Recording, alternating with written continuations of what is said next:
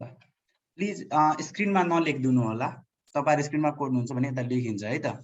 ल आज चाहिँ हाम्रो टपिक के छ, प्याथोलोजी। सबैजनाले प्याथोको आई गेस किताब एउटै किन्नु भएको होला। त्यो किताब भनेको कुन हो त, Robbins and Cotran's basis of pathology.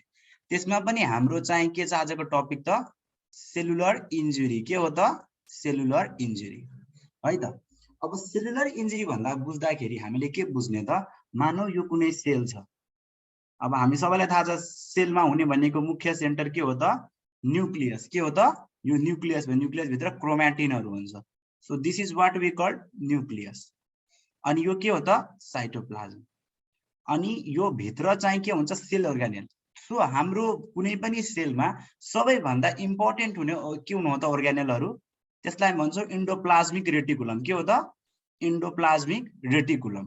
अर्को इम्पोर्टेन्ट भनेको के हो त, माइटोकन्ड्रिया। के हो त, माइटोकन्ड्रिया। योहरु र अर्को भनेको लाइसोसोम। के इम्पोर्टेन्ट हो त, लाइसोसोम। त एउटा के इम्पोर्टेन्ट भयो, अरु पनि छन्, नहुने हैन, गोल्गी बडी पनि इम्पोर्टेन्ट छ। तर यो सेलुलर मेकानिजमले इम्पोर्टेन्ट भनेको एन्डोप्लाज्मिक रेटिकुलम, माइटोकन्ड्रिया र के छन् त, लाइसोसोम। के छ त, लाइसोसोम। अब हेरौं, यो जति पनि हामी सेल हेरिरहेछौं नि, सबै के छ त, मेम्ब्रेन बाउन्ड छ कि छैन। यो हाम्रो हेर्यो भने यो न्यूक्लियस पनि मेम्ब्रेन बाउन्ड छ, लाइसोसोम पनि मेम्ब्रेन बाउन्ड छ, माइटोकन्ड्रिया पनि मेम्ब्रेन बाउन्ड छ, एन्डोप्लाज्मिक रेटिकुलम पनि के छ त, मेम्ब्रेन बाउन्ड छ। सो हाम्रो बडीमा हुने सेल अर्गानेलहरु के छन् त, मेम्ब्रेन बाउन्ड छन्। मेम्ब्रेन बाउन्ड भनेको मतलब यसमा के छ त, मेम्ब्रेनको इन्टिग्रिटी मेन्टेन्स। सो नर्मल स्टेटमा यसको कुनै पनि कन्टेन्ट बाहिर लिकेज हुँदैन। हामीलाई त थाहा छ लाइसोसोममा के छ त, हाइड्रोलाइटिक इन्जाइमहरु छन्। अनि यो हाइड्रोलाइटिक इन्जाइमहरु बाहिर निस्कियो भने प्रब्लम के भइदिन्छ त, या सेलुलर कन्टेन्ट साइटोप्लाज्म सबैलाई खाइदिन्छ। त्यही भएर यसलाई मजाले इन्ट्याक्ट भएर बसेको हुन्छ। यो पनि इन्ट्याक्ट छ, सबै इन्ट्याक्ट भएर बसेका छन्। त्यस्तै हाम्रो प्लाज्मा मेम्ब्रेन पनि के छ त, इन्ट्याक्ट छ। त यो सबै इन्ट्याक्ट मेकानिजम कसरी मेन्टेन भएको हुन्छ। सो हाम्रो यो बायो मेम्ब्रेनहरु छ नि, बायो मेम्ब्रेन है त, यो बायो मेम्ब्रेन के छ त, इन्ट्याक्ट छ। के छ त, इन्ट्याक्ट छ। क्लियर, यो बायो मेम्ब्रेन इन्ट्याक्ट छ। यो बायो मेम्ब्रेन इन्ट्याक्ट हुनुको कारण सबैभन्दा इम्पोर्टेन्ट के हो त, आयन च्यानल्स। के छन् त, आयन च्यानल्सहरु छन्। अब हेर, कुनै पनिमा हामी हेरेको होला सोडियम पोटासियम एटीपीएजहरु वाला हामी हेरेछौं नि त, मानव यो मेम्ब्रेन छ, यसको हरेक पार्टमा के छ त, च्यानलहरु छ। Sodium potassium channel, chloride channel, यो सबै च्यानलहरु राम्ररी फंक्सन गरिरहेका छन्। त्यही भएर यो के भइरहेको छ त, तपाई सबैजनाले स्क्रिन त हेर्नु भइरहेछ कि छैन है त, यो सबैले स्क्रिन त हेर्नु भइरहेछ कि छैन। ल सबैले हेर्नु भइरहेछ, ल ठीक छ। ल अब चाहिँ यहाँ के छ त, कुनै पनिमा भेरियस आयन च्यानलहरु छन्। यो छ नर्मल स्टेट। अब हेर, यो मैले सेलमा के गरे त, कुनै पनि सेलमा अब इन्जुरी भयो। के भयो त, इन्जुरी हुन पुग्यो। मैले अब मान मजाले मेरो हात छ, यो हातमा मैले कुनै पनि साथीले पिट्यो, त यो पार्टमा इन्जुरी भयो। के भयो त, इन्जुरी भयो। अब हेर्नुस्, इफ इन्जुरी एउटा थ्रेसहोल्ड लेभलसम्म छ भने मेरो बडी के हुन सक्छ, रिपेयर हुन सक्छ, आफैले रिपेयर हुन सक्यो। एउटा थ्रेसहोल्डसम्म छ भने। इन्जुरी बिलो थ्रेसहोल्ड, के छ त, इन्जुरी बिलो थ्रेसहोल्डसम्म, त्यति बेलासम्म छ भने मेरो बडी के हुन पायो, सेल्फ रिपेयर हुन पायो। तर इन्जुरी बियोन्ड थ्रेसहोल्ड छ। के छ त, इन्जुरी बियोन्ड थ्रेसहोल्ड, जस्तो मेरो बडीले, मेरो कानले 80 डेसिबलसम्म साउन्ड सुन्न सक्छ। त्यो भन्दा कम दियो भने मेरो कान सुरक्षितै रहन्छ, अलिदेर दुखे पनि फेरि ठीक होला। तर मैले एकैपल्ट 100 डेसिबल दियो भने के हुन्छ, इन्जुरी बियोन्ड थ्रेसहोल्ड भयो कि भएन, भयो। सो इन्जुरी बियोन्ड थ्रेसहोल्ड भइदियो। अब इन्जुरी बियोन्ड थ्रेसहोल्ड भएपछि यहाँ के हुन जान्छ त, सेल डेथ हुन जान्छ है त। That is irreversible injury. के हुन भयो त, इरिभर्सिबल इन्जुरी हुन जान्छ है त। अब इरिभर्सिबल इन्जुरीमा के हुन गयो त, दुई प्रकारको सेल डेथको पाथवे छ। एउटा छ नेक्रोसिस, एउटा छ एपोप्टोसिस। अब यो के छन् हामी अलि देरमा बुझ्ने। पहिला हामी के बुझ्ने त, यो इन्जुरी बियोन्ड थ्रेसहोल्ड, जसलाई हामी के भन्छौं, रिभर्सिबल सेल इन्जुरी। के भन्छौं त, रिभर्सिबल सेल इन्जुरी है त, रिभर्सिबल सेल इन्जुरी भन्छौं। त हेरौं त, एक्जाममा सोध्ने तपाईहरुलाई जहिले पनि हो, यो रिभर्सिबल सेल इन्जुरी के हो, यसको क्यारेक्टरिस्टिक के हो है त। नबुझेको खण्डमा कसैले केही क्वेशन छ भने यहाँ चाहिँ के आइरहेछ, इज नो यो इन्ट्रान्स प्रिपरेसन लागि छैन। सबैलाई भनिदिउँ जो इन्ट्रान्स प्रिपरेसन लागि जोइन गर्नु भएको छ तपाईहरु लिभ गर्न सक्नुहुनेछ। यो चाहिँ एमबीबीएस को लागि हो है त। ल अब त्यसपछि के आइदियो त रिभर्सिबल सेल इन्जुरी। अब हेर्नुस् रिभर्सिबल सेल इन्जुरी भनेको के आयो त मानौ यो मेरो सेल छ क्लियर यो मेरो सेल छ यसमा स्टिमुलस आयो के आयो त स्टिमुलस आयो। अब यो स्टिमुलस चाहे हिट को आउन सक्छ कोल्ड को आउन सक्छ इन्फेक्सन जेको पनि आउन सक्छ।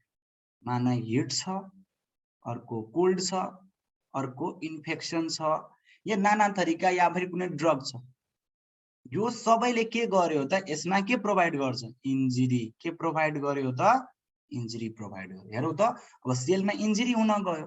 अब जब कुनै पनि सेलमा इन्जुरी हुन जान्छ भने सेलको आफ्नो रिस्पोन्स हुन्छ कि हुँदैन हुन्छ। जस्तो तपाईहरुको बडीमा के गर्यो ब्याक्टेरियाले इफेक्ट गर्दियो। माना मेरो बडीमा ब्याक्टेरिया आयो सो फिभर गराउने ब्याक्टेरियाले हैन मेरो बडीले फिभर गराउँछ। जस्तो यो ब्याक्टेरिया मेरो बडीमा आयो है त यहाँबाट बुझ्नु मेरो बडीमा आयो। अब यो मेरो बडीले जुन फिभर निकालिरहेको छ नि यो ब्याक्टेरियाले फिभर लगाएको हैन बडीले आफैको टेम्परेचर एलिभेट गरेको जुनबाट ब्याक्टेरिया मरिहालोस् के। सो फिभर भनेको के हो बडीको फिजियोलोजिकल रिस्पोन्स हो के हो त बडीको फिजियोलोजिकल रिस्पोन्स हो जुनबाट के हुन जान्छ यो ब्याक्टेरिया मरोस् भनेर। तर त्यसको काउन्टर पार्टमा के हुन्छ बडीको इन्जाइमहरु पनि मर्न जान्छ। त्यही भएर कुनै पनि हाम्रो बडीमा टीबी लाग्यो या कोभिड लाग्यो या कमन कोल्ड जे पनि लाग्यो फिभर किन हुन्छ त बडीले टेम्परेचर एलिभेट गर्छ कि जुनबाट ब्याक्टेरिया मरिहालोस्। तर सँगसँगै के हुन्छ हाम्रो बडीको इन्जाइमहरु सबै ड्यामेज हुन जान्छ है त। अब हेर कुनै पनि स्टिमुलस आएपछि बडीले के दिन्छ रिस्पोन्स दिन्छ। तपाईहरुले कुनै पनि साथीमै या सानामा मम्मी ड्याडीसँगै मार खाएपछि के हुन्छ हात रातो हुन्छ या फिर सुनिन्छ या फिर कसैले ब्याकमा पनि हानेपछि हात रातो हुन्छ या सुनिन्छ। त जुन कुरा हामी आँखाले हेर्छौं त्यसलाई ग्रस भन्छ के भन्छ त ग्रस। अब हेरौँ कुनै पनि चेन्ज आउँदाखेरि मैले चेन्ज है त चेन्ज बुझ्ने चेन्जको प्यारामिटर सबैले बुझिरहेछ कि छैन यी बुझिरहेछ भने 1 लेखिदिनुस् त। बुझिरहनु भएको छ भने 1 लेख्नुस् कि फास्ट भएको छ मलाई भनिदिनुस् त। फास्ट त भएको छैन नि फास्ट भएको छ पनि भन्नु है अलि फास्ट भयो ए ल ल। यहाँ मैले हैन तपाईहरुको कमेन्ट हेर्दै पढ्थे तर यहाँ कति जना हेर्नु स्क्रिनमै कोड दिन्छन् के स्क्रिनमा कोड दिएपछि मलाई चाहिँ फुल स्क्रिन मोडमा जानु पर्छ अनि त्यतिबेलादेखि अलि बुझिदैन के। भर्खर जोइन गरेर केही बुझेन केही छैन मैले चाहिँ सेल इन्जुरी पढाइरहेको छु के पढाइरहेको छु त सेल इन्जुरी। सेल इन्जुरीमा के हेर्नु पहिला हामीले जो भर्खर जोइन गर्नु भएको छ तिनीहरुलाई लागि भनिदिउँ सेल इन्जुरीमा हामीले के कुरा गर्यौ त कि कुनै पनि नर्मल सेल हुन्छ नर्मल सेलमा स्टिमुलस नराम्रो नर्मल सेलमा के हुन्छ बायोमेम्ब्रेन इन्ट्याक्ट छ। अब त्यसमा के आइदियो त त्यो सेलमा स्टिमुलस आइदियो हिट कोल्ड इन्फेक्सन केही पनि गराउने इन्जुरी रिस्पोन्स अनि त्यसपछि त्यो सेलमा चेन्जेसहरु आउँछन्। त कुनै पनि चेन्जको सबैभन्दा पहिलो पार्ट के हो त जुन कुरा हामीले हेर्न सक्दैनौं जुन कुरा बडीको सबैभन्दा पहिलो चेन्ज हुन्छ बायोकेमिकल चेन्ज के हुन्छ त बायोकेमिकल चेन्ज है त। हेर्नुस् जुन कुरा हाम्रो बडीमा सब कुनै पनि कुरा इन्जुरी भयो भने के हुन्छ यो बायोमेम्ब्रेनको सोडियम पोटासियम च्यानलहरु छन् नि यहाँ जस्तो सोडियम पोटासियम एटीपीएच पढ्नु भएको छ नि योहरु सबैभन्दा पहिला बिग्रिन्छन्। यस्तोलाई हामी के भन्छौं बायोकेमिकल चेन्ज के भन्न चाहन्छौं त बायोकेमिकल चेन्ज भन्छौं। त्यही भएर बडीमा कुनै पनि इन्जुरी भयो भने फर्स्ट पार्ट हुने हो बायोकेमिकल चेन्ज। तपाईहरुको किताबहरुमा सरहरुले स्लाइडबाट पढाउँदाखेरि डाइरेक्ट यस लेखिदिनुहुन्छ सेल स्वेलिङ एन्ड अल तर त्यसरी नबुझ्ने पहिलो कुरा बुझ्नुपर्छ बायोकेमिकल चेन्ज आयो। त्यसपछि हामीले त्यतिबेलै हेर्न सक्दैनौं त्यसपछि चाहिँ सबैभन्दा पहिला हेर्ने के हो त आउँछ अल्ट्रा स्ट्रक्चरल चेन्जेस के अल्ट्रा स्ट्रक्चरल चेन्जेस भनेको अर्थ के छ त जुन कि इलेक्ट्रोन माइक्रोस्कोपले मात्र हेर्न सकिन्छ। जस्तै मैले यस्तो हाने नि तपाईको हातमा तपाईको साथीले छुने बित्तिकै के हो तपाईको मेम्ब्रेनमा केही चेन्ज आयो त्यो चेन्ज आँखाबाट देखिदैन लाइट माइक्रोस्कोपबाट पनि देखिदैन तर केबाट देखिन सकिन्छ त इलेक्ट्रोनको स्क्यानिङ इलेक्ट्रोन माइक्रोस्कोपहरुबाट देख्न सकिन्छ। त्यहाँ भएको बायोकेमिकल चेन्जेसहरु पनि सबैभन्दा पहिला ओकर भइसक्या हुन्छ। सो कुनै पनि चेन्जमा के सबैभन्दा पहिला आयो त बायोकेमिकल चेन्ज सेकेन्डमा अल्ट्रा स्ट्रक्चरल चेन्ज जुन केबाट हेर्न सकिन्छ त इलेक्ट्रोन माइक्रोस्कोप। नेपालमा एउटा पनि इलेक्ट्रोन माइक्रोस्कोप छैन है यो एकवटा जापानले दिएको थियो हाम्रो आइएममा थियो कसले के सामान चोडिदियो अनि त्यसपछि कहिले चाहिँ सुचारू नै हुन पाएन है त। यो चाहिँ अब के गर्ने, नेपालको विडम्बना नै भनौँ। भर्खर भर्खर सामान दियो, धेरै महँगो हुन्छ, कतिका करोडको सामान हो। थर्डमा चाहिँ हामी केबाट हेर्न सक्छौँ, लाइट माइक्रोस्कोप। र त्यसपछि बल्ल के हेर्छौँ त 4 मा, यहाँ हाम्रो ग्रस यानी आईबाट हेर्न सक्छौँ। मान यहाँ है त मलाई हातमा इन्जुरी भयो, ल यो मेरो हात, मलाई फिगर बनाउन आउँदैन त्यति राम्ररी, यो मेरो हात, यहाँ मलाई चोट लाग्यो। सो चोट लागेपछि यो ठाउँमा रातो रातो भयो नि, माने यो ठाउँमा रातो भयो। सो यो रातो हेर्नु भनेको मैले ग्रसबाट हेरेँ नि, यो ग्रसबाट हेरेँ नि, त्योभन्दा पहिले यो 3वटा चेन्ज आइसकेछ, बायोकेमिकल चेन्ज आइसक्यो, त्यही भएर यो ठाउँ रातो रातो भयो। यो ठाउँमा के भयो, ब्लड भेसल्सहरू आयो, यो ठाउँ सुन्नियो, त्यसपछि अल्ट्रास्ट्रक्चरल चेन्ज आयो, त्यसपछि लाइट माइक्रोस्कोपिक चेन्ज, त्यसपछि बल्ल आईबाट आउने चेन्ज आयो। यो कुरा चेन्ज आउँछ, यो प्याटर्नमा चेन्ज आउँछ, यहीहरू एमएलईहरुमा सोधिन्छ के, यसरी पढ्नु पर्छ। अगर हामीलाई यो कुराले ग्राफमा हेर्यो भने, मैले धेरै डिप त गएको छैन नि, कि धेरै डिप भयो, मलाई चाहिँ कमेन्टमा भन्नुहोस् त धेरै डिप भएको छ हो। दाइ कबारीलाई दियो अरे, लास्टमा हैन नि त, अर्को पक्कै एनो ल ल। अब के गर्ने, अब एनोसन अफ, मलाई धेरै कुरा, मलाई तपाईहरुलाई थाहा छ के, मलाई धेरै कुरा चलाउन आउँदैन, अनि त्यही भएर म बुझ्दिनँ के। स्क्रिन एनोनेट भने के हो कि मलाई थाहा छैन, यहाँ कसरी गर्ने त्यो थाहा पनि छैन, यो कसरी गर्छ स्क्रिन एनोनेट मलाई थाहा छैन। ल म भोलि चाहिँ नेटबाट सिक्छु, मलाई धेरै कुरा गर्नै आउँदैन। खै के आयो ल ल। अब चाहिँ मैले के भने, ल अब सबैभन्दा पहिला तिमीहरूले हेर्ने इफेक्ट, के हेर्ने त इफेक्ट। नबुझेपछि म तपाईहरुलाई क्वेशन सोध्ने टाइम दिन्छु के। र अर्को ड्युरेसन अफ इन्जुरी। यो कुराहरु भाइ बहिनीहरु डिपमा यो कुरा बुझ्यो भने यो कुराहरु जिन्दगी भर काम लाग्छ के। तपाईहरुलाई सरले क्लासमा स्लाइडहरु लेखाइदिनुहुन्छ नि, त्योबाट एक्जाम पास गर्न सक्ने, सेम +2 जस्तो हाल हुन्छ के। नोट लेख्यो याद गर्ने, यो ग्राफहरु बुझेन भने पछि तपाईहरु एनालाइसिसै गर्न सक्नु हुँदैन के। त्यही भएर किताब पढ्ने गर्नु, रोबिन्सहरु पढ्ने गर्नु। हेर्नुस्, अब हेर्नुस्, मेरो बडीको नर्मल फंक्सन, सेल फंक्सन यता छ, नर्मल सेल फंक्सन मेरो यता छ। अब माना स्टिमुलस आयो मेरो बडीमा, एकदमै तातोले गर्दियो है त। मानौ मेरो हात एकदमै तातो हैन, खाना खाना बेलामा अहिले जस्तो जाडोहरुमा हुन्छ नि, जुम पोल्न सक्छ या के हुन सक्छ भने, हात पोलेपछि के हुन्छ, हात दुख्दै दुख्दै जान्छ, पेन समात्दा पनि दुख्दै दुख्दै जान्छ। मिन्स के हुन्छ, विथ ओभर डेज के भयो त, मेरो बडीको सेल फंक्सन घट्दै घट्दै गयो कि गएन। हेर्नुस् त, मेरो बडीको सेल फंक्सन घट्दै गएको छ कि छैन, घट्दै गएको छ।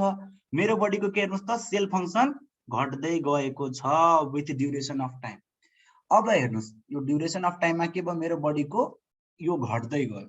अब चाहिँ के हुन्छ त, ल मेरो बडीको सेलको फंक्सन घट्यो, सबैभन्दा पहिले आउने चेन्ज कुन थियो त, हेर्नुस् त कुन चेन्ज छ, बायोकेमिकल चेन्ज छ कि छैन, छ। त हेर्नुस् त सबैभन्दा पहिला इभिडेन्ट हुने चेन्ज कुन आयो त, बायोकेमिकल। हेर्नुस् त एकतर्फ सेल फंक्सन घट्ने बित्तिकै मेरो बडीमा सेल मार्करहरु आउँछ कि आउँदैन, बायोकेमिकल चेन्ज। त्यही भएर तपाईहरु हस्पिटलमा भर्ना हुन जानु भएको छ भने सबैभन्दा पहिला ब्लड टेस्ट गर्छ कि गर्दैन। मानौ केही पनि गयो भने, डाक्टरलाई केही पनि भन्यो भने सीबीसी टीएफटी हरु सीबीसी ले गर्दिन्छ, के भन्छ टोटल ल्युकोसाइट काउन्ट गर्दिन्छ, डिफरेन्शियल ल्युकोसाइट काउन्ट गर्दिन्छ। रिनल फंक्सनल टेस्टहरु गर्यो कि गरेन, किन गर्यो त, सबैभन्दा पहिला बायोकेमिकल चेन्ज आयो। माना मेरो बडीमा किडनीमा केही प्रब्लम आछ भने बाहिर त देखिदैन किडनी, त्यही भएर त्यसको पहिलो मार्कर के हो, बायोकेमिकल चेन्ज हो कि हैन, टेस्टहरु गराउँछ कि गराउँदैन तिमीहरु। हेर त सबैभन्दा पहिला अगर यही इभिडेन्ट हुन्छ, त्यही भएर डाक्टरहरुले पहिला के गर्दिन्छ, टेस्ट लेख्छ कि लेख्दैन। मेरा भाइ बहिनीहरु हेर्नुस् त, बुझिरहनु भएको छ आई गेस, फर्स्ट क्लास हो।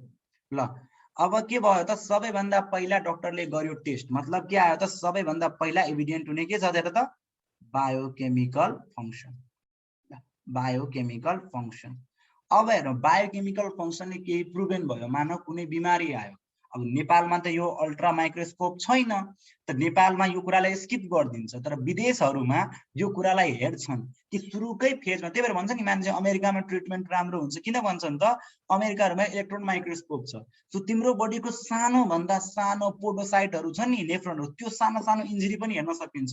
सेल फाइबर कुनै पनि कुरालाई 20,000 30,000 कि लाखौं 10 लाख गुणा म्याग्निफाई गर्न सकिन्छ। सो सानो भन्दा सानो चेन्जलाई पनि हामी इलेक्ट्रोन माइक्रोस्कोपले हेर्न सक्छौँ। हेरौँ त सेकेन्ड कुरा के आउने भयो त, इलेक्ट्रोन माइक्रोस्कोप आउने भयो कि भएन? भयो।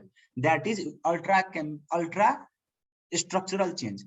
तेस्रोमा जुन हाम्रो नेपालमा गरिन्छ ए भएन, अब बायोप्सी नै गर्नुपर्छ।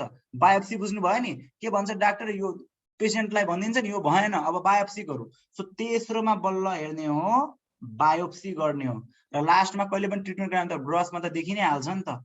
हेर्नुहोस् त, यही हो सेल इन्जुरीको कुरा, जुन कि जहिले पनि हामीलाई काम हुनै पर्छ। यही कुराहरू बुझेन भने हेर्नुहोस् पछि गएर तपाईहरुलाई एक्जामको भाइभामा पनि एक्स्ट्रा कुरा सोध्दैन, यही ग्राफहरू दिन्छन् अनि हामी बुझ्न खोज्दैनौँ। बुझेछ कि छैन सबैले? यो बुझेछ भने 1 लेख्नु होला है त। यो इलेक्ट्रोन माइक्रोस्कोपिकल चेन्ज, यो लाइट माइक्रोस्कोप, र त्यसपछि आयो ग्रस। सो ग्रसलाई हामी दुई प्रकारले, एउटा सिम्पटममा पनि एउटा इमेजिङमा पनि देख्न सक्छौँ, सिटी स्क्यानबाट, एक्सरेबाट। त्यसको लागि त ठुलो चेन्ज आउनु पर्यो अनि मात्रै हेर्न सक्छौँ। हेर्नुस् त यसरी भएको हुन्छ सेलुलर, के भन्छ, सेलुलर इन्जुरी। यो कुराहरू मुख्य कुरा हामीले बुझ्नु पर्ने हो। यो त भयो के त, यो चेन्जेसहरू आयो भेरियस। म तपाईहरुलाई म्युट गरौँ कि अनम्युट गर्न मिल्छ कि मिल्दैन? अनम्युट गरिदिउँ, बिचमा सोध्न हुन्छ, सोध्न सक्नुहुन्छ, फेरि हल्ला नगर्नु होला है त। म तपाईहरुलाई एकपल्ट अनम्युट गरिदिन्छु काइन्डली।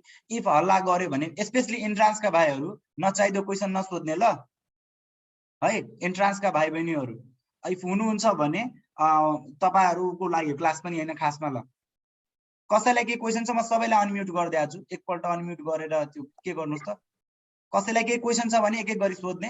हामी सबै प्रोफेसनल लेभलमा कलिग आइसकेको छौं, सो एक एक गरी सोध्ने है त। अनम्युट गर न ल। कसैलाई के क्वेसन छ भने भन्ने, अनि त्यसपछि म जवाफ दिइहाल्छु, नभए हामी अगाडि बढ्छौं है त। छैन बुझ्न त बुझिरहेछन् सबैले? ल ठिकै छ है त। यो ग्राफ बुझेको बुझेन सबैले? यो ग्राफ एकदम इम्पोर्टेन्ट छ है पछि गएरको लागि। बुझियो। ल अब हेर, यो भइसकेपछि अब के आयो त तिमीहरूलाई अलि बायो, अब हाम्रो के हेर्ने, प्याथोफिजियोलोजी। नामै छ प्याथोलोजी। सो हामी इटियोप्याथोजेनेसिस भन्ने एउटा क्वेसनहरू तिमीले हेर्छौ।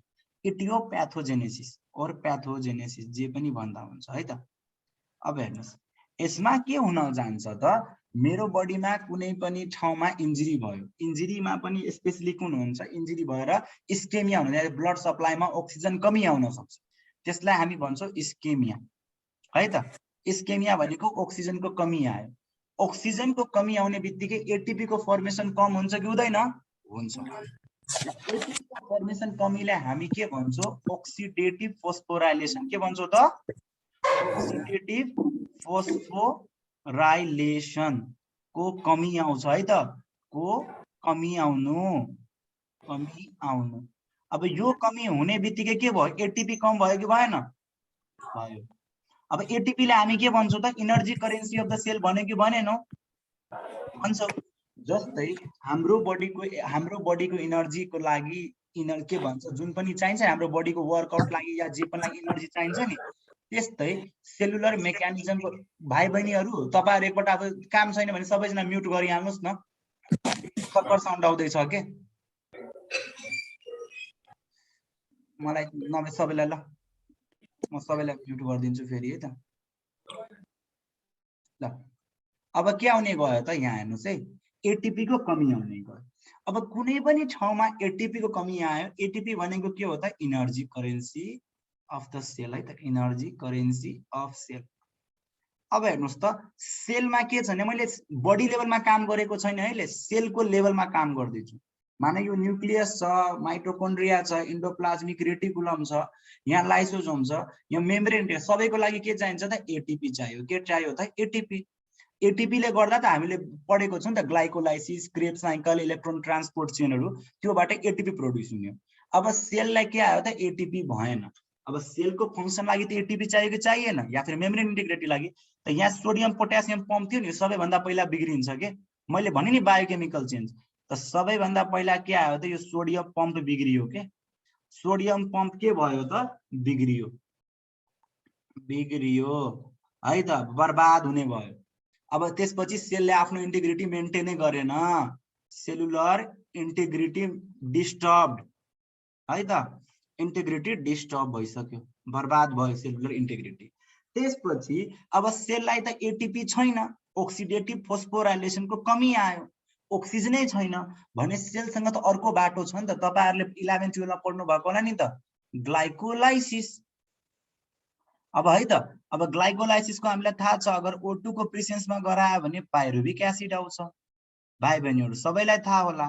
इफ O2 छैन, O2 छैन भने कुनबाट कुन बन्छ त, ल्याक्टेट बन्छ और ल्याक्टिक एसिड बनिन्छ। त यहाँ के छ, ओक्सिडेटिभ फोस्फोराइलेसनको कमी भनेको मतलब O2 को कमी छ भने यहाँ के आउन जान्छ त, यो भएपछि एनएरोबिक ग्लाइकोलाइसिस है त।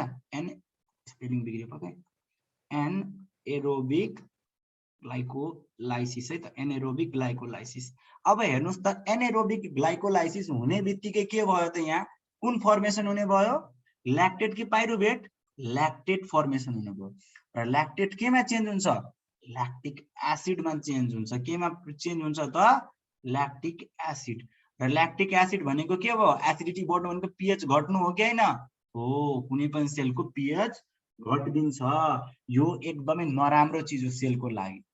र हेर्नुस्, यो हुने बित्तिकै यसले पीएच घट्ने बित्तिकै अब कुन लेभलमा असर पार्यो त, सेलको पनि न्यूक्लियसमा के गर्दियो त, क्लम्पिङ अफ क्रोमेटिन गर्दियो, क्लम्पिङ अफ क्रोमेटिन गर्दियो है त।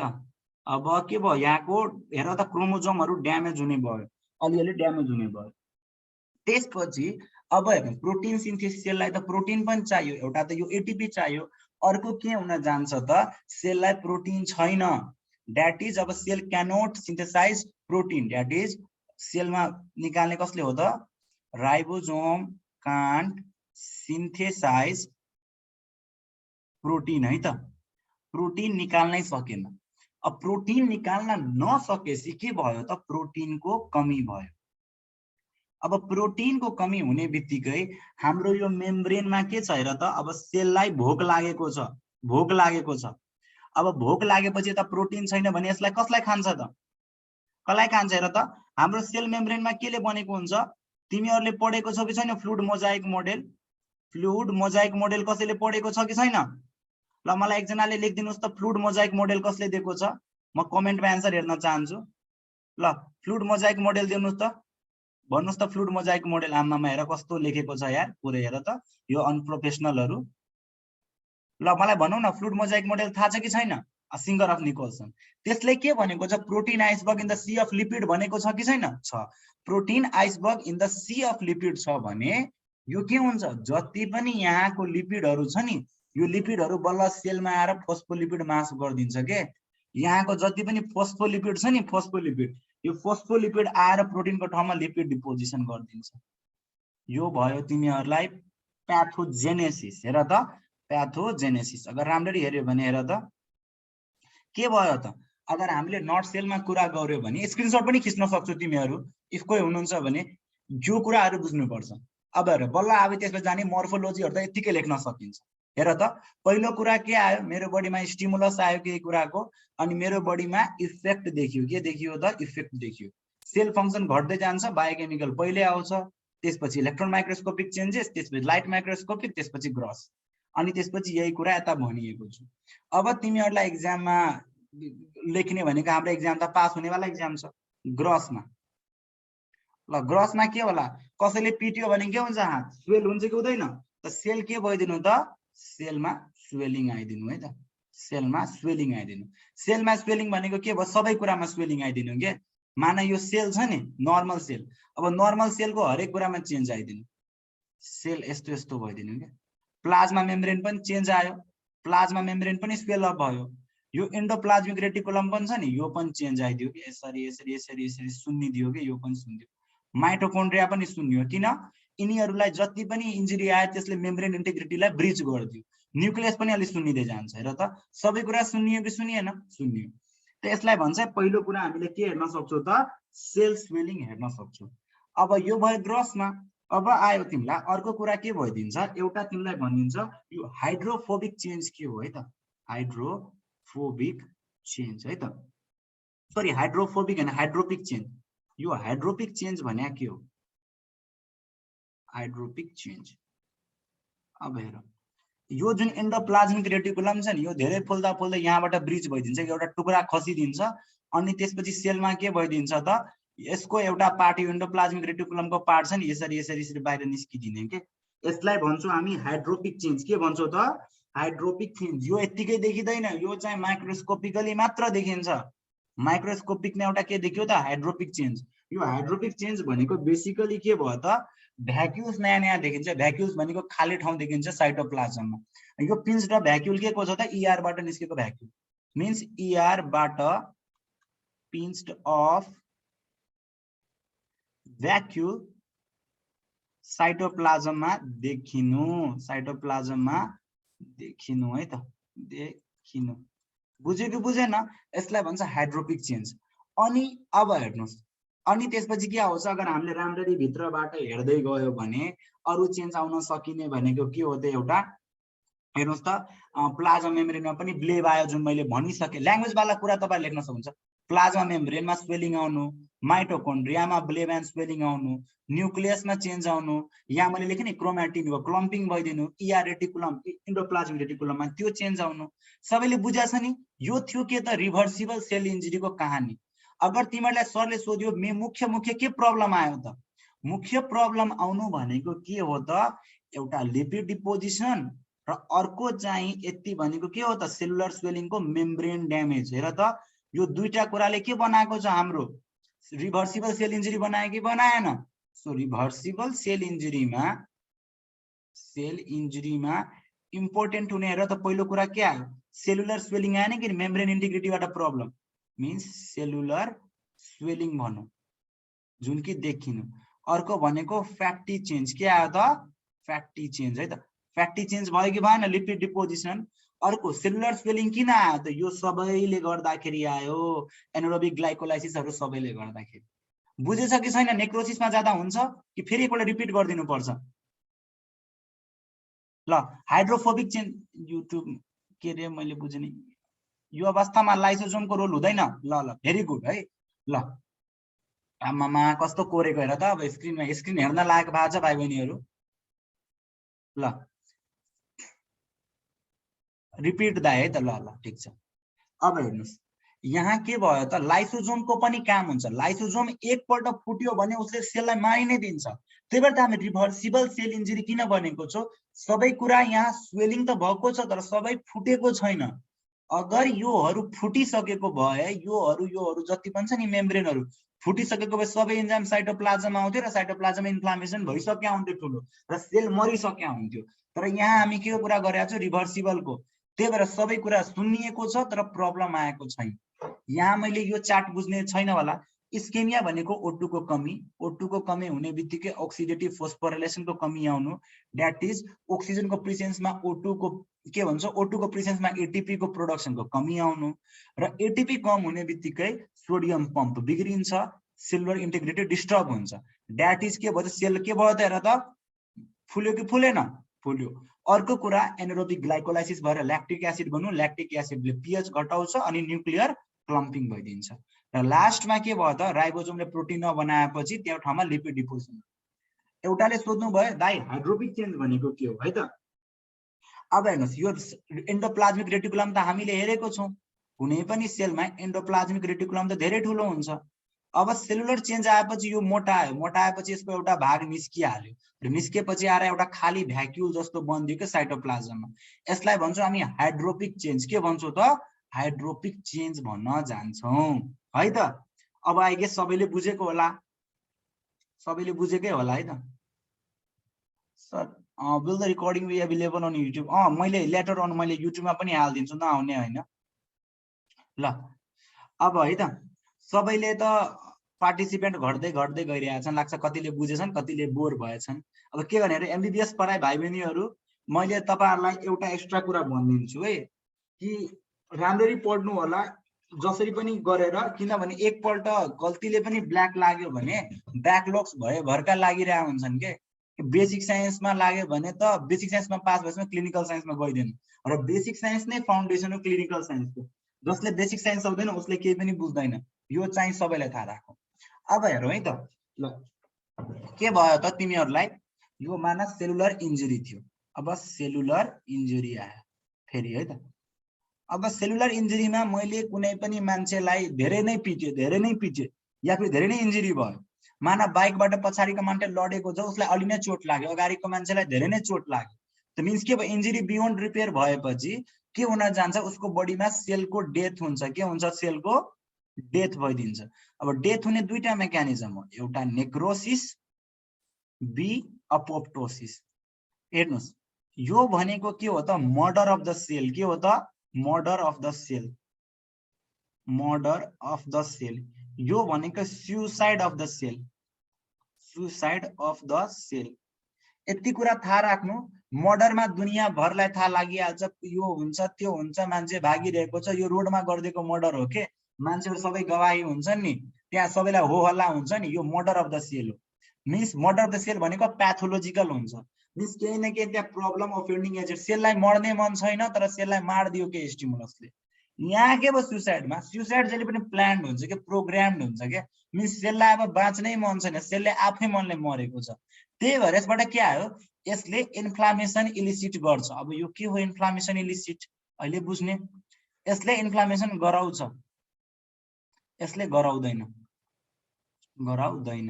अब यसको अर्थलाई हामीले कहाँबाट बुझ्ने त, मलाई चस्मा लगाउन दिनु, मेरो आँखा दुखेको। मान यो तिमीहरूले हेर, यहाँ सेल छ, यो सेल भयो, यो ल सेल। अब यो सेल भित्रको हेर, सेलको बाहिर पनि त फ्लुइड छ नि, मजाले सेल त फ्लुइडमा तैरिरहेको छ, यो तैरिरहेको छ, फ्लुइडहरुमा तैरिरहेको छ। त यो बाहिरको फ्लुइडलाई हामी के भन्छौं, एक्स्ट्रा सेलुलर फ्लुइड। के भन्छौं त, एक्स्ट्रा सेलुलर फ्लुइड।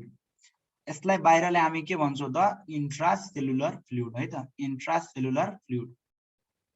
अब हेरौं, यो त भयो नर्मल सेलको, अर्को आउँछ ब्लड भेसलको। ल मान यो ब्लड भेसल छ, के छ त, ब्लड भेसल छ।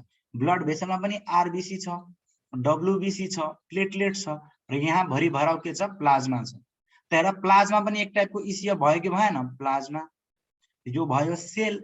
त हेर्नुस्, ईसीएफ लाई दुई प्रकारमा बाँड्न सकिन्छ। यो नर्मल सेलहरुको बीचमा हुने ईसीएफ लाई हामी के भन्छौं त, इन्टरस्टिशियल फ्लुइड। के भन्छौं त, इन्टरस्टिशियल फ्लुइड। र ब्लड भेसलमा हुनेलाई हामी के भन्छौं त, प्लाज्मा। के भन्छौं त, प्लाज्मा। अब मानौ कुनै पनि सेललाई मैले जबरदस्ती मारे भने, जबरदस्ती नै मारे भने यसको सबै कन्टेन्टहरु लिक भएर एक्स्ट्रा सेलुलर स्पेसमा आयो कि आएन, यहाँ आयो कि आएन, हेर्नुस् त, यहाँ आयो कि आएन, आयो। अनि यो कहाँ जान्छ, एक्स्ट्रा सेलुलर स्पेसमा के हुन्छ, प्लाज्मा। फ्लुइड भनेको प्लाज्मा हो कि हैन, हो। अनि प्लाज्माबाट बल्ल हामी केमा हेर्छौं, ब्लडमा हेर्न जान्छौं। त्यही भएर कुनै पनि मान्छेलाई एमआई भयो, मायोकार्डियल इन्फेक्सन, कसैको पनि घरमा कहिले मायोकार्डियल इन्फेक्सन भएको छ भने जाने बित्तिकै ब्लड टेस्ट किन गराउँछौ त, त्यहाँ केही कुराले गर्दाखेरि या कुनै मान्छेलाई स्ट्रोक भयो भने त्यहाँको सेल मर्यो। अब सेल मरिसकेपछि सेलको इन्टिग्रिटी त ब्रिच भयो, त्यहाँ के थियो, रिभर्सिबल भएपछि सेल मात्र सुन्निएको थियो।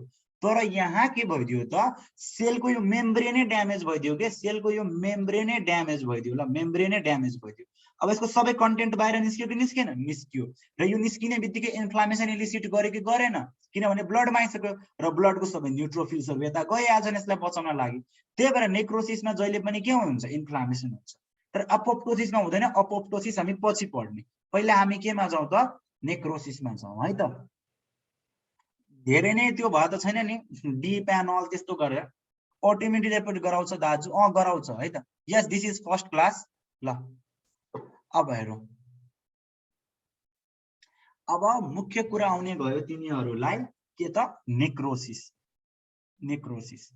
अब त एउटा कुरा बुझ्यो, नेक्रोसिस भनेको कसले पनि सोध्यो भने के भनिदिने, प्याथोलोजिकल सेल डेथ। यो त थाहा भइसक्यो, प्याथोलोजिकल सेल डेथ। यसमा हेर त, मैले भने सेल टुटेपछि मेम्ब्रेन इन्टिग्रिटी मेन्टेन हुन्छ, हुँदैन। मेम्ब्रेन इन्टिग्रिटी इज ब्रिच्ड, यो ब्रिच्ड भइसक्यो। तेस्रो कुरा, यसले के गर्यो त, इलिसिट इन्फ्लामेसन है त, यो यसले इन्फ्लामेसन इलिसिट गर्यो। हेरौँ त, यही तीनवटा कुरा लेखे पनि के हुन्छ त, तपाईहरुलाई मजा हुन्छ। अनि यो सबैले गर्दा सेल डेथ भयो। अब हेर्नु त, सेल डेथ किन भयो त, फेरि बुझौं।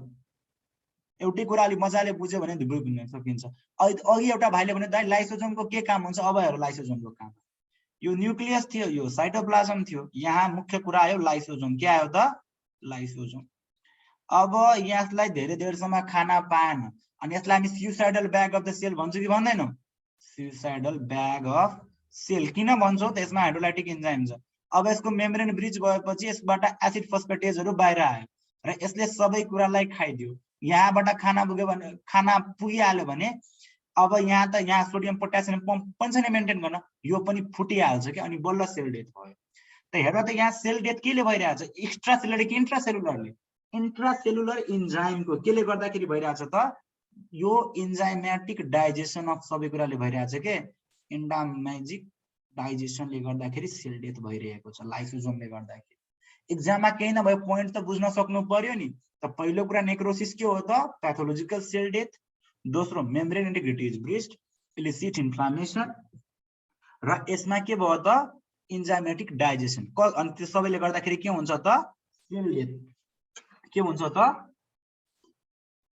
सेल डेथ हुन जान्छ। अब हेरौँ त, त्यही भएर यसको एक्जाम्पल तपाईहरुलाई भने नि, अगर मान्छेलाई एमआई भएको छ, मायोकार्डियल इन्फाक्सन, के भन्छ त? मायोकार्डियल इन्फाक्सन। एमआई भएको छ भने सबैभन्दा पहिला के हुन्छ? मान यो हाम्रो हार्ट छ, के छ त? हार्ट छ। हार्टको कुनै पनि टिस्यु मर्यो भने त्यो के हुन्छ? सबै कुरा ब्लडमा आउँछ कि आउँदैन? त्यो ब्लडमा हामी ट्रोपोनिन आई गर्छौँ, क्रिएटिनाइन फोस्फोकाइनेज गर्छौँ, सबै कुराहरू गर्छौँ। लिभरमा पनि इन्जुरी भएछ भने हामी लिभर फङ्सन टेस्ट गर्छौँ, त्यसमा हामी भेरियस इन्जाइम मार्करहरू हेर्छौँ। त्यही कुराहरू त्यही भएर हेरिन्छ के। अब हेरौँ, नेक्रोसिसको तिमीहरूलाई सबैभन्दा पहिला एक्जाममा सोध्छ के त?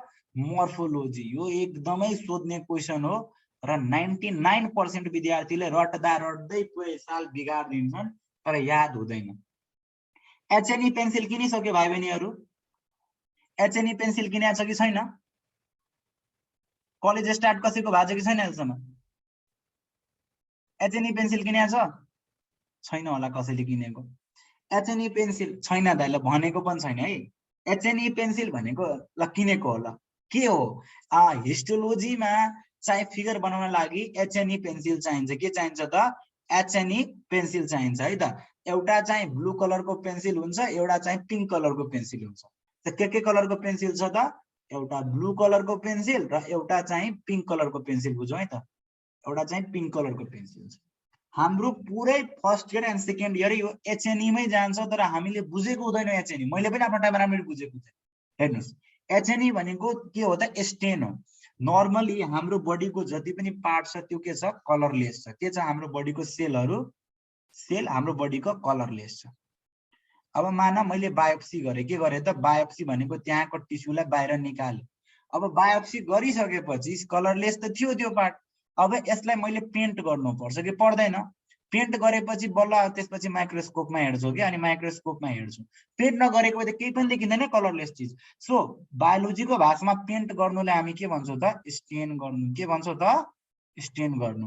एचएनई अलि सस्तो पनि स्टेन छ त, हाम्रो देशमा सबै कुरा सस्तो नै युज गर्छौँ। अरू पनि टाइपको स्टेन छ, जस्तो तपाईँहरूलाई ग्राम स्टेन सुन्नु भएको थियो नि, ब्याक्टेरियालाई गर्ने ग्राम स्टेन हुन्छ नि, त्यस्तै हाम्रो बडीको टिस्युलाई गर्न लागि कुन छ त? एचएनई स्टेन। एच को के हो नाम? हेमाटोजाइलिन।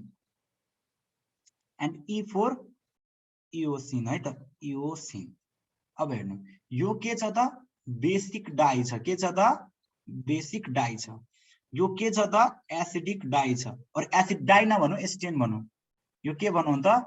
यो तपाईहरुलाई यो बेसिक स्टेन छ। मिन्स यसमा बेस बडी छ, यसमा के छ? एसिडिक स्टेन छ। अब हामीले सबैलाई थाहा छ एसिडिक हुने बित्तिकै के भयो? अनायनिक भइहाल्यो। यो बेसिक हुने बित्तिकै केटायनिक भइहाल्यो है त।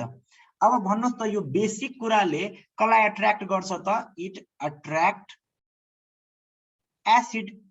त हाम्रो बडी सेलमा जुन कुरामा एसिड छ त्यसमा के होला त? हेमाटोजाइलिन जाला। र जुन कुरामा यसले एट्र्याक्ट कसलाई गर्छ त? बेसिक कम्पोनेन्टलाई। केलाई गर्छ त? बेसिक कम्पोनेन्टलाई गर्न जान्छ है त। बेसिक कम्पोनेन्टलाई गर्छ। यसले कसलाई गर्यो त? एसिडिक कम्पोनेन्टलाई गर्यो। अब हामी सेललाई हेर्यो भने सेलमा नर्मली दुईटा पार्ट छन्, एउटा न्यूक्लियस, अर्को साइटोप्लाज्म। न्यूक्लियसमा भनौं त एउटा कुन बन्ड हुन्छ फस्फोडाइस्टर बन्ड हुन्छ कि हुँदैन मीन्स न्यूक्लियसमा के छ फस्फोरिक एसिड छ कि छैन छ फस्फोरिक एसिड छ केमा त न्यूक्लियसमा फस्फोरिक एसिड छ अब फस्फोरिक एसिड न्यूक्लियस छ भने यसमा कुन डाइ आउला हेमाटोजाइलिन कि इओसिन कुनले स्टेन गर्छ मलाई आन्सरमा भन्नुस् त इफ तपाईले दिमाग लगाउनु भयो भने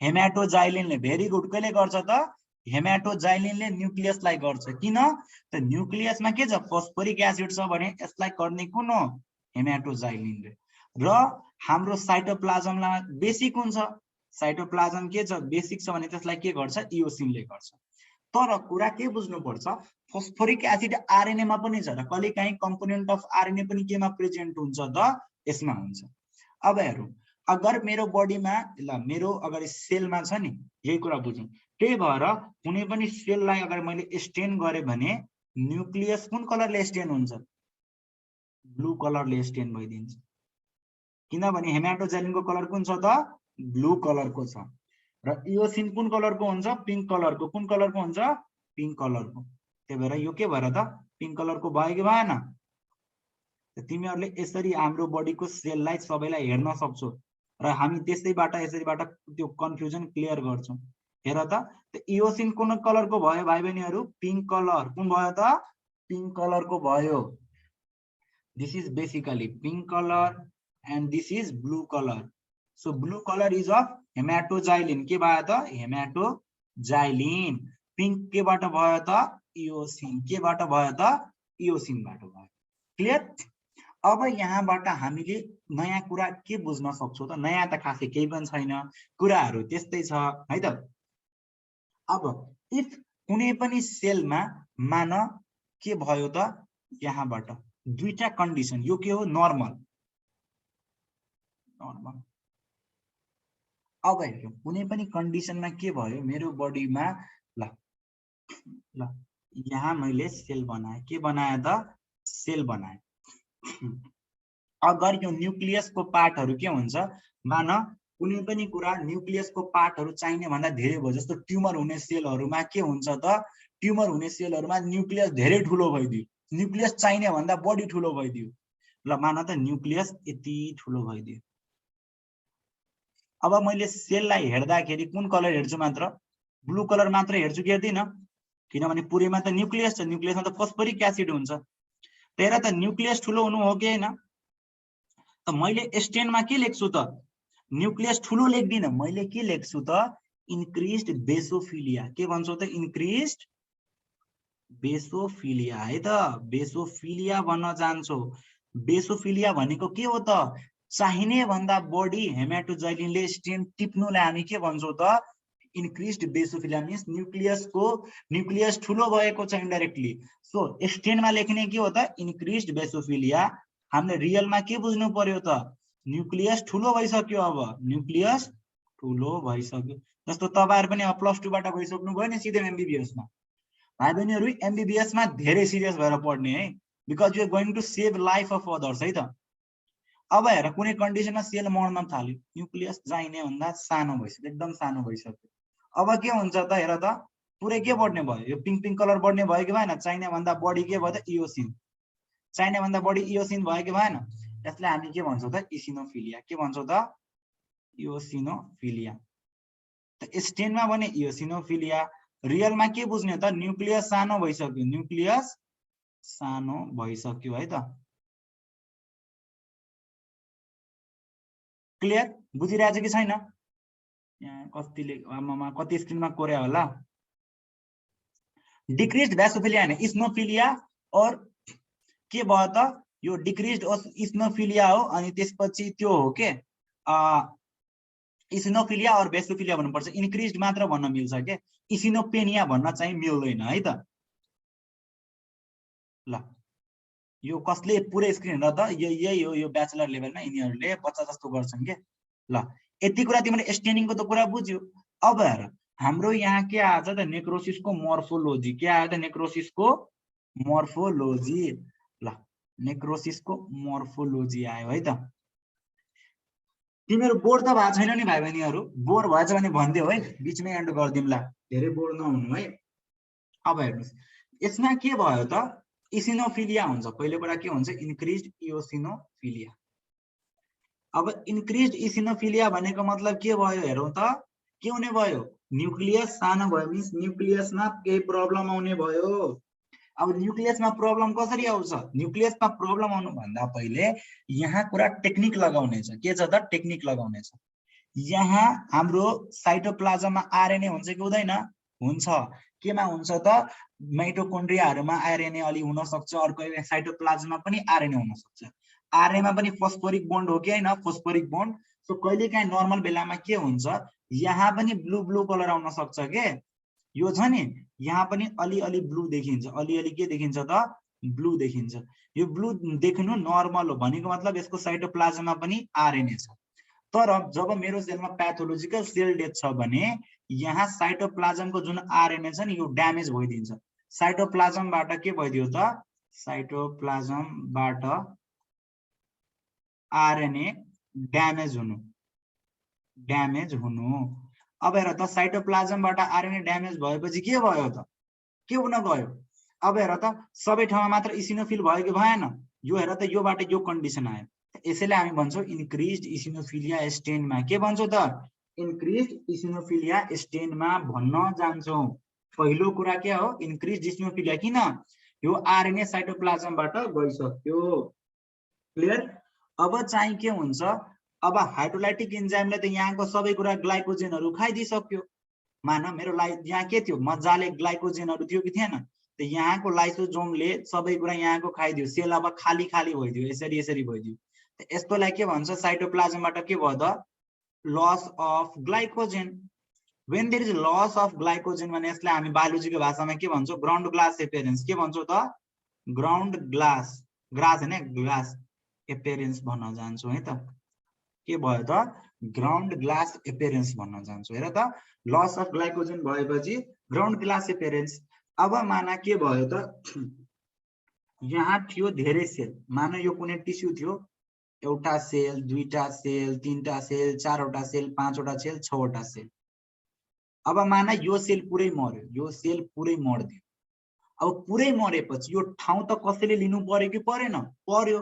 त यो ठाउँ लागि हाम्रो बडीमा एब्युन्डेन्ट के हुन्छ, फ्याट हुन्छ। त यो ठाउँमा के आइदिन्छ, अब फ्याट आइदियो के। त यसलाई हामी के भन्न जान्छौँ, माइलिन फिगर। के भन्छौँ त, माइलिन फिगर। किन, हाम्रो बडीको माइलिन सिटमा पनि फस्फोलिपिड हुन्छ कि हुँदैन, हुन्छ।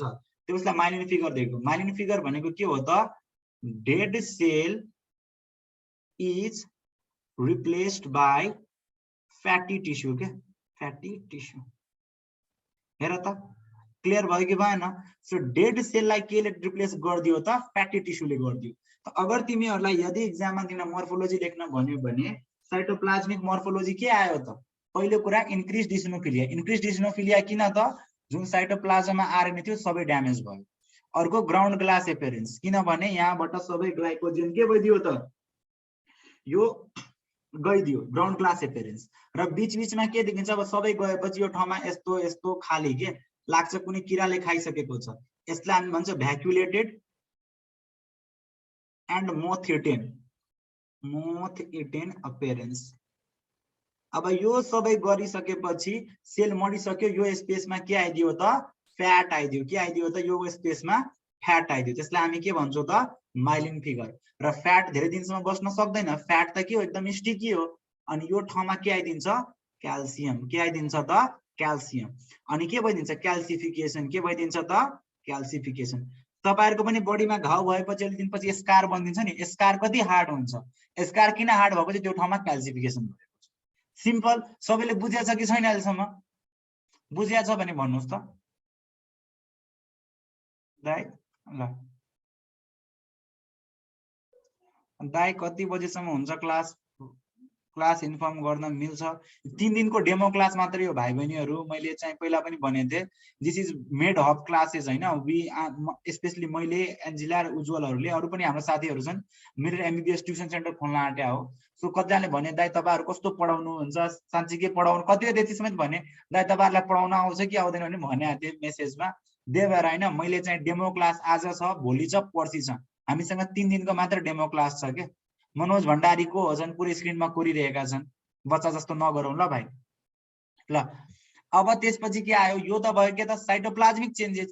यो सबै के आयो मर्फोलोजीमा, साइटोप्लाज्मिक चेन्जेस है त, साइटोप्लाज्मिक चेन्जेस।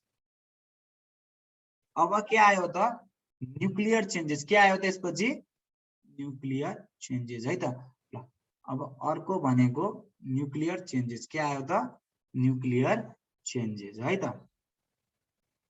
ल न्यूक्लियर चेन्जेसमा के आउन गयो त, सबैभन्दा पहिला बुझ्नु, अर्को माइक्रोस्कोपिकलीमा यो कुराहरू जस्तो डाइलेटेसन अफ द सबै कुरा हामीले पढिसक्यौँ। सबैलाई हामीलाई थाहा छ डाइलेसनमा के कस्ता कुराहरू हुन्छ। अब न्यूक्लियसमा के भयो त, मैले साइटोप्लाज्मिक डिजेनरेसन त भनिदिएँ। अब न्यूक्लियसमा डिजेनरेसन आउँछ। यो न्यूक्लियस छ नि, यसको डिजेनरेसन 3 वटा फर्मबाट हुन्छ।